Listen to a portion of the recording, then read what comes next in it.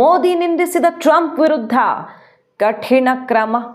ಇದ್ದಕ್ಕಿದ್ದಂತೆ trade deal ಎಲ್ಲ final ಆಗ್ತಿರೋ ಹೊತ್ತಲ್ಲಿ ಏನಾಗ್ತಿದೆ ಹಾಗಾದರೆ ವಿಡಿಯೋ ವೈರಲ್ ಮತ್ತು ಭಾರತದ ಖಡಕ್ ರಿಯಾಕ್ಷನ್ ಡೀಟೇಲ್ಸ್ ಇರ್ತಾ ಹೋಗ್ತೀವಿ. ಮಿಸ್ ಮಾಡಿದ್ರೆ ನಮ್ಮ ಚಾನಲ್ನ ಸಬ್ಸ್ಕ್ರೈಬ್ ಮಾಡಿ ನಿಮ್ಮ ಅಭಿಪ್ರಾಯ ಕಮೆಂಟ್ ಮಾಡಿ ತಿಳಿಸಿ. ಎಸ್ ವೀಕ್ಷಕರೇ, ಭಾರತದಲ್ಲಿ ಈಗ ಯಾವ ರೀತಿ ಹೋರಾಟ ಜಟಾಪಟಿ ಜೋರಾಗಿದೆ.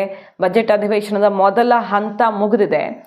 ಈಗ ರೈತ ಹೋರಾಟ ಎಲ್ಲ ಮಾಡ್ತೀವಿ ಅಂತ ರಾಹುಲ್ ಗಾಂಧಿಯವರು ಟ್ರೇಡ್ ಡೀಲ್ ವಿರುದ್ಧ ಎಲ್ಲ ತೊಡೆ ತಟ್ಟಿದ್ದಾರೆ. ಮೋದಿ ಕಾಂಪ್ರಮೈಸ್ ಆಗಿದ್ದಾರೆ, ಮೋದಿ ಕುತ್ತಿಗೆ ಹಿಡ್ಕೊಂಡು ಈ ಟ್ರೇಡ್ ಡೀಲ್ ಸಹಿ ಹಾಕ್ಸಿದ್ದಾರೆ, ತಲೆಬಾಗಿದ್ದಾರೆ ಅಂತೆಲ್ಲ ಒಂದು ಕಡೆ ಪ್ರತಿಪಕ್ಷಗಳು ಮುಗಿ ಬೀಳ್ತಿರೋವಾಗ, ಇನ್ಫ್ಯಾಕ್ಟ್ ಈ ಟ್ರೇಡ್ ಡೀಲ್ ನಮಗೆ ಲಾಭದಾಯಕವಾಗಿದೆ ಅನ್ನುವ ಅಧಿಕೃತ ಅಂಕಿ ಅಂಶಗಳನ್ನು ಘೋಷಣೆ ಮಾಡಿ ಟೆಕ್ಸ್ಟೈಲು ಅಗ್ರಿಕಲ್ಚರಲ್ಲಿ ಯಾವ ರೀತಿ ನಾವು ಒಂದೇ ಒಂದು ಸಣ್ಣ ವಿಚಾರದಲ್ಲೂ ಕಾಂಪ್ರಮೈಸ್ ಆಗದೆ ನಿರ್ಧಾರ ತಗೊಂಡಿದ್ದೀವಿ ಅನ್ನೋದನ್ನು ಅಧಿಕೃತವಾಗಿ ಸರ್ಕಾರ ಘೋಷಣೆ ಮಾಡಿದೆ. ಅದಂತೂ ಸಾಧ್ಯವೇ ಇಲ್ಲ ನಾವು ಟ್ರೇಡ್ ಡೀಲಲ್ಲಿ ಹೆಜ್ಜೆ ಹಿಂದಿಡೋದಕ್ಕೆ, ನಮಗೆ ಒಳಿತಾಗುತ್ತೆ ಇದರಿಂದ ಅಂತ. ಆದರೆ ಅದರ ನಡುವೆ ಒಂದು ಆ್ಯಕ್ಷನ್ ತಗೊಳ್ತಿದೆ ಭಾರತ. ಖಂಡಿತ ದೊಡ್ಡ ಆ್ಯಕ್ಷನ್ನೇ ಆಗಿರುತ್ತೆ ಅನ್ನುವ ಅತ್ಯಂತ ತೀಕ್ಷ್ಣವಾದ ಸಂದೇಶ ಅಮೆರಿಕಕ್ಕೆ ರವಾನೆಯಾಗಿರೋದು. ಏನದು ಹಾಗಾದರೆ? ಟ್ರಂಪನ್ನೇ ಎದುರು ಹಾಕಿಕೊಂಡ ಭಾರತ, ಟ್ರಂಪ್ ಮುಂದೆ ಮಂಡಿಯೂರೋದಲ್ಲ, ಟ್ರಂಪ್ಗೆ ತಿರುಗಿಸಿಕೊಟ್ಟ ಭಾರತ. ಅದು ಕೂಡ ನರೇಂದ್ರ ಮೋದಿಯವರು ಮಾತಾಡೋದಲ್ಲ, ವಿದೇಶಾಂಗ ಇಲಾಖೆ ಕೊಟ್ಟಿದೆ. ಏನದು? ಹಳೆ ವಿಡಿಯೋ, ಅಕ್ಟೋಬರಲ್ಲಿ ಸರ್ಕ್ಯುಲೇಟ್ ಆಗಿದ್ದಂಥ ವಿಡಿಯೋ ಸಿಕ್ಕಾಪಟ್ಟೆ ವೈರಲ್ ಆಗಿತ್ತದು. ಮನಸ್ಸು ಮಾಡಿದ್ರೆ ನಾನು ಮೋದಿ ಕರಿಯರ್ ಮುಗಿಸ್ಬಿಡ್ತೀನಿ ಅನ್ನೋ ಅರ್ಥದ ಮಾತುಗಳನ್ನು ಟ್ರಂಪ್ ಆಡಿರ್ತಾರೆ.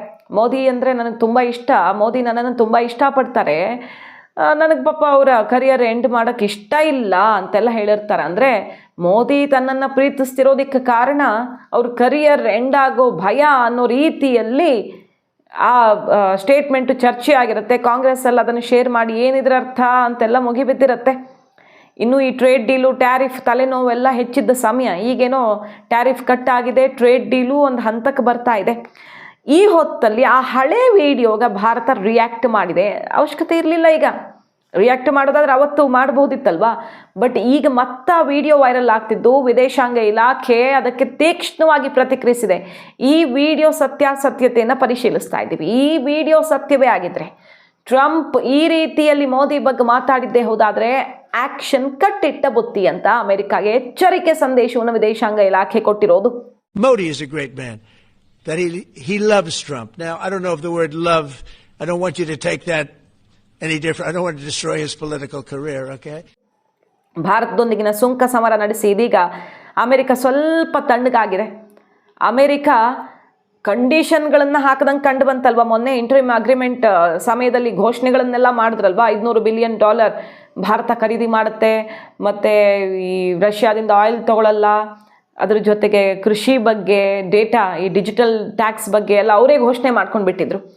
ಭಾರತದ ಕಣ್ಣು ಕೆಂಪಾಗ್ತಾ ಇದ್ದ ಹಾಗೆ ವಾಪಸ್ ತೊಗೊಂಡ್ಬಿಟ್ರು. 2 ದಿನದಲ್ಲಿ ಅಮೆರಿಕ ತನ್ನ ಫ್ಯಾಕ್ಟ್ ಶೀಟಲ್ಲಿ ಬದಲಾವಣೆ ಮಾಡ್ಕೊಂಡಿದ್ದೆಲ್ಲ ನೋಡಿದ್ವಿ ನಾವು.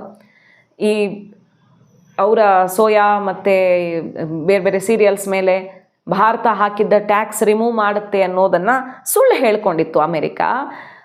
ಟ್ರೇಡ್ ಡೀಲ್ ಫೈನಲ್ ಮಾಡಿದ್ರು ತನ್ನ ಮೀಸೆ ಮಣ್ಣಾಗಬಾರ್ದು ಅನ್ನೋ ರೀತಿ ಪ್ರಯತ್ನವನ್ನು ಮಾಡ್ಕೊಳ್ತಾ ಇತ್ತು. ಆದರೆ ಅದಕ್ಕೆ ಭಾರತ ತಿರುಗೇಟ್ ಕೊಡ್ತಾ ಇದ್ದಂಗೆ ಅದನ್ನು ತೆಗೀತು.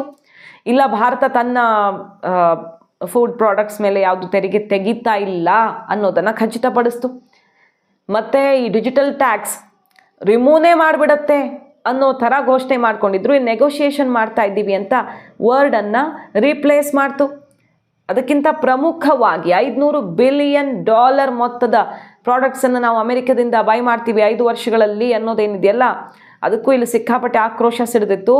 ಅದು ಕಮಿಟೆಡ್ ಅನ್ನೋ ವರ್ಡಿಂದ, ತಗೊಳ್ಳತ್ತೆ ಅನ್ನುವಂಥ ವರ್ಡಿಂದ ತಗೊಳ್ಬಹುದು, ಇಂಟೆನ್ಷನ್ ಇದೆ ಅನ್ನೋ ರೀತಿಯಲ್ಲಿ ಅದನ್ನು ಚೇಂಜ್ ಮಾಡ್ತು. ಸೊ ತಾನು ಘೋಷಣೆ ಮಾಡಿದ ಅತ್ಯಂತ ಪ್ರಮುಖ ವಿಚಾರಗಳನ್ನು ಬದಲಿಸಿ ಅಮೆರಿಕ ಹೆಜ್ಜೆ ಹಿಂದಿಟ್ಟಿದೆ. ಅಂದರೆ ಈ ಟ್ರೇಡ್ ಡೀಲ್ ಅವ್ರಿಗೆ ಎಷ್ಟು ಅನಿವಾರ್ಯ, ಭಾರತ ಬೇಕೇ ಬೇಕು ಅಂತ ಹಠಕ್ಕೆ ಬಿದ್ದಿದ್ದಾರೆ. ಈಗ ಟ್ರಂಪ್ ಕಡೆಗೆ ಹೆಜ್ಜೆ ಹಿಂದಿಡೋ ತನಕ ಅನಿವಾರ್ಯತೆಗೆ ಸಿಕ್ಕಾಕ್ಕೊಂಡಿದ್ದಾರೆ ಅನ್ನೋದನ್ನೆಲ್ಲ ತೋರಿಸ್ಕೊಡ್ತು.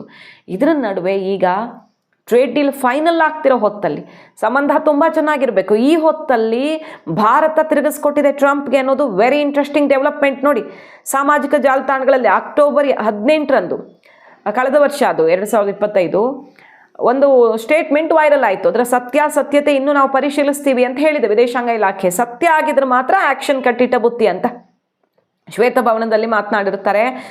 ಅವರ ರಾಜಕೀಯ ಜೀವನ ಹಾಳು ಮಾಡೋದಕ್ಕೆ ಬಯಸಲ್ಲ ಅಂತ, ಮೋದಿ ರಾಜಕೀಯ ಜೀವನ ಹಾಳು ಮಾಡೋಕ್ಕೆ ಬಯಸಲ್ಲ ಅಂತ ತುಂಬ ವಿಡಂಬನಾತ್ಮಕವಾಗಿ ಮಾತಾಡಿರ್ತಾರೆ. ಇದಕ್ಕೆ ವಿದೇಶಾಂಗ ಇಲಾಖೆ ಏನಂತ ಹೇಳಿದೆ, ಒಂದು ವೇಳೆ ಟ್ರಂಪ್ ಹೇಳಿದ್ದು ಹೌದಾದರೆ ಸೂಕ್ತ ಕ್ರಮ ಗ್ಯಾರಂಟಿ, ಯಾವ ರೀತಿಯಲ್ಲಿ ಕ್ರಮ ಕೈಗೊಳ್ಳಲಾಗುವುದು ಅನ್ನೋದ್ರ ಬಗ್ಗೆ ಮಾಹಿತಿಯನ್ನು ಇನ್ನೂ ಕೊಟ್ಟಿಲ್ಲ. ಆದರೆ ಸೂಕ್ತವಾದ ಕ್ರಮ ಕೈಗೊಳ್ತೀವಿ ಅಂತ ವಿದೇಶಾಂಗ ಇಲಾಖೆ ತಾನಾಗಿಯೇ ಆ ವಿಡಿಯೋದ ಬಗ್ಗೆ ರಿಯಾಕ್ಟ್ ಮಾಡಿದೆ.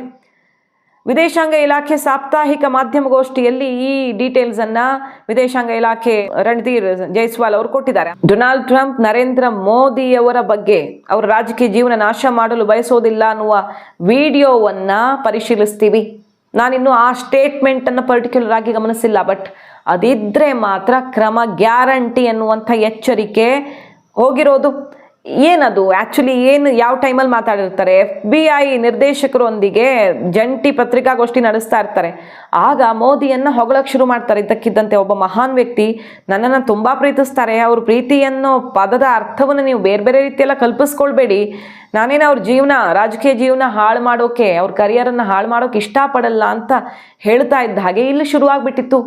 ಓಹೋ, ಅಂದರೆ ಮೋದಿ ಟ್ರಂಪ್ ಪ್ರೀತಿ ಮಾಡೋದಕ್ಕೆ, ಅವ್ರನ್ನ ಪ್ರೀತಿಸೋದಕ್ಕೆ ಕಾರಣ ಅವ್ರ ಕರಿಯರ್ ಮೇಲಿನ ಭಯ, ಟ್ರಂಪ್ ಮುಗಿಸ್ಬಿಡ್ತಾರೆ ಅನ್ನುವ ಭಯ ಅಂತೆಲ್ಲ ಕಾಂಗ್ರೆಸ್ಸು ಸಾಕಷ್ಟು ಜನ ನಾಯಕರು ಪೋಸ್ಟ್ ಮಾಡಿದ್ದನ್ನು ನೆನಪಿಸ್ಕೊಳ್ಬಹುದು. ಇದಕ್ಕೀಗ ಭಾರತ ಸರ್ಕಾರ ಬಿಗ್ ಆ್ಯಕ್ಷನ್ನ ಎಚ್ಚರಿಕೆಯನ್ನು ಕೊಟ್ಟಿದೆ.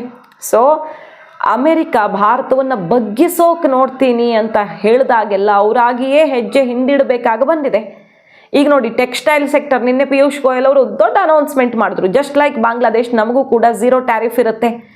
ಯಾವ ಟೆಕ್ಸ್ಟೈಲ್ ಸೆಕ್ಟರ್ ಮೇಲೆ ರಾಹುಲ್ ಗಾಂಧಿ ಅವರು ನಾವು ಕೊಲ್ಯಾಪ್ಸ್ ಆಗ್ತೀವಿ, ಬಾಂಗ್ಲಾದ ಮುಂದೆ ಈ ಟ್ರೇಡ್ ಡೀಲಿಂದಾಗಿ ನಾವು ಪಾತಾಳಕ್ಕೆ ಬೀಳ್ತೀವಿ ಅಂತೆಲ್ಲ ವಾಗ್ದಾಳಿ ನಡೆಸ್ತಾ ಇದ್ರು. ಆದರೆ ನಮಗೆ ಬಾಂಗ್ಲಾಗಿರುವಂಥದ್ದೇ ಅಡ್ವಾಂಟೇಜು ಈ ಟ್ರೇಡ್ ಡೀಲಿಂದ ಸಿಗುತ್ತೆ. 0 ಟ್ಯಾರಿಫ್ ಅನ್ನುವಂಥ ಘೋಷಣೆಯನ್ನು ಮೊಳಗಿಸಿದ್ರು. ಕೃಷಿಯಲ್ಲಿ ಯಾವ್ಯಾವುದನ್ನು ನಾವು ಹೊರಗಿಟ್ಟಿದ್ದೀವಿ, ಹೈನುಗಾರಿಕೆ, ಕುಕ್ಕುಟೋದ್ಯಮ ಮತ್ತು ಕೃಷಿ ಯಾವ ರೀತಿ ಸೇಫ್ ಗಾರ್ಡ್ ಆಗಿದೆ ಈ ಒಪ್ಪಂದದಲ್ಲಿ, ಏನು ಸುಳ್ಳು ಸುದ್ದಿ ಹಬ್ಬಿಸ್ತೀರಾ ನೀವು, ಎತ್ತುಕಟ್ಟೋಕೆ ನೋಡ್ತಿದ್ದೀರಾ ಅಂತ ರಾಹುಲ್ ಗಾಂಧಿ ವಿರುದ್ಧ ಕೆಂಡ ಉಗುಳಿದ್ರು ಪಿಯೂಷ್ ಗೋಯಲ್ ಅವರು. ದೇಶದ ಒಳಗಡೆ ಬಿಗ್ ಡೆವಲಪ್ಮೆಂಟ್ ಆಗ್ತಿರೋ ಹೊತ್ತಲ್ಲೇ ಟ್ರಂಪ್ಗೆ ತಿರುಗಿಸಿ ಕೊಟ್ಟ ಭಾರತ. ಇದ್ರ ನಡುವೆ ನೋಡಿ, ಅಮೆರಿಕ ವ್ಯಾಪಾರ ಒಪ್ಪಂದದ ವಿಚಾರದಲ್ಲಿ ಈಗ ರೈತರ ಜೊತೆ ಸೇರಿಕೊಂಡು ಹೋರಾಟ ಮಾಡೋಕೆ ಮುಂದಾಗ್ತಿದ್ದಾರೆ. ದೇಶವ್ಯಾಪಿ ಪ್ರತಿಭಟನೆ ನಡೆಸುವಂಥ ಒಂದು ಚರ್ಚೆ ನಡೀತಿದೆ. ರಾಹುಲ್ ಗಾಂಧಿ ಅವರು ದೊಡ್ಡ ರ್ಯಾಲಿ, ಕಾರ್ಯಕ್ರಮ, ಪ್ರತಿಭಟನೆ ದೇಶದ ಉದ್ದಗಲಕ್ಕೂ ಮಾಡೋಕೆ ಪ್ಲಾನ್ ಮಾಡಿದ್ದಾರೆ. ದೇಶದ ವಿವಿಧ ಭಾಗಗಳಿಂದ ರೈತ ನಾಯಕರು ಸಂಸತ್ ಭವನದ ಕಚೇರಿಯಲ್ಲಿ ರಾಹುಲ್ ಗಾಂಧಿ ಅವ್ರನ್ನ ನಿನ್ನೆ ಭೇಟಿಯಾಗಿದ್ದಾರೆ. ಜೋಳ, ಸೋಯಾಬೀನು, ಹತ್ತಿ, ಹಣ್ಣು, ಬೀಜ ಬೆಳೆಗಾರರಿಗೆ ತುಂಬ ದೊಡ್ಡ ಅಪಾಯ ಉಂಟಾಗುತ್ತೆ ಈ ಒಪ್ಪಂದದಿಂದ. ಕೃಷಿ ಕಾರ್ಮಿಕರ ಜೀವನೋಪಾಯವನ್ನು ರಕ್ಷಿಸೋದಕ್ಕೆ ದೊಡ್ಡ ಪ್ರಮಾಣದ ರಾಷ್ಟ್ರೀಯ ಚಳುವಳಿ ಅಗತ್ಯ ಅಂತೆಲ್ಲ ನಿರ್ಧಾರ ಆಗಿದೆ. ಸೊ ದೇಶವ್ಯಾಪಿ ಮತ್ತೊಂದು ಕೃಷಿ ಕಾಯ್ದೆ ದಂಗೆ ಆಯ್ತಲ್ಲ, ಆ ರೀತಿ ಒಂದು ದೊಡ್ಡ ಹೋರಾಟ, ಚಳುವಳಿ ಎಲ್ಲ ಪ್ಲಾನ್ ಆಗ್ತಿದೆ. ಈ ಹೊತ್ತಲ್ಲಿ ಟ್ರೇಡ್ ಡೀಲು ರೈತರನ್ನು ಸೇಫ್ ಗಾರ್ಡ್ ಮಾಡ್ತಿದೆ, ಅವ್ರಿಗೆ ಹಾನಿ ಮಾಡ್ತಿಲ್ಲ ಅನ್ನೋದನ್ನು ಕನ್ವಿನ್ಸ್ ಮಾಡೋದಕ್ಕೆ, ಅದನ್ನು ಮನವರಿಕೆ ಮಾಡೋದಕ್ಕೆ ಕೇಂದ್ರದ ಸಚಿವರುಗಳು ಈಗ ಟಾಸ್ಕ್ ತಗೊಂಡು ಅಂಕಿಅಂಶಗಳ ಸಮೇತ ಅಗ್ರಿಮೆಂಟ್ ಆಗೇ ಇಲ್ಲ, ಇನ್ನು ಸಹಿನೇ ಹಾಕದ ಒಂದು ಅಗ್ರಿಮೆಂಟ್ ಬಗ್ಗೆ ಇನ್ನೂ ಆಗೇ ಇಲ್ಲ. ಅದು ಆದಮೇಲೆ ತಾನೇ ಅಗ್ರಿಮೆಂಟು. ಟ್ರೇಡ್ ಡೀಲ್ ಬಿಡಿ, ಇಂಟರಿಮ್ ಅಗ್ರಿಮೆಂಟ್ ಕೂಡ ಇನ್ನೂ ಫೈನಲ್ ಆಗಿಲ್ಲ. ಈ ಹೊತ್ತಲ್ಲಿ ರಾಹುಲ್ ಗಾಂಧಿಯವರು ಹೊರಟಿರೋದೇನು, ಸಂಸತ್ನಲ್ಲಿ ಸುಳ್ಳು ಹೇಳಿದ್ದಲ್ಲದೆ ದೇಶದ ಜನರ ಮುಂದೆ ಸುಳ್ಳು ಹೇಳಿ ದೇಶದಲ್ಲಿ ದೊಡ್ಡ ಅನಾಹುತ ಸೃಷ್ಟಿ ಮಾಡೋಕೆ ಹೊರಟಿದ್ದೀರಾ. ಅದಕ್ಕೆ ಖಂಡಿತ ನಾವು ಅವಕಾಶ ಮಾಡಿಕೊಡಲ್ಲ ಅಂತ ಕೇಂದ್ರ ಸರ್ಕಾರ ಮಹತ್ವದ ಹೆಜ್ಜೆಯನ್ನು ಇರಿಸ್ತಾ ಇದೆ. ಈಗ ಈ ಹೊತ್ತಲ್ಲಿ ಟ್ರಂಪ್ ವಿರುದ್ಧದ ಈ ಗುಡುಗು ಕೂಡ ಗಮನ ಸೆಳೆತಿರೋದು. ಮಾಹಿತಿ ಇಷ್ಟ ಆಗಿದ್ರೆ ಮಿಸ್ ಮಾಡಿದ್ರೆ ನಮ್ಮ ಚಾನಲ್ನ ಸಬ್ಸ್ಕ್ರೈಬ್ ಮಾಡಿ, ನಿಮ್ಮ ಅಭಿಪ್ರಾಯ ಕಮೆಂಟ್ ಮಾಡಿ ತಿಳಿಸಿ. Thank you.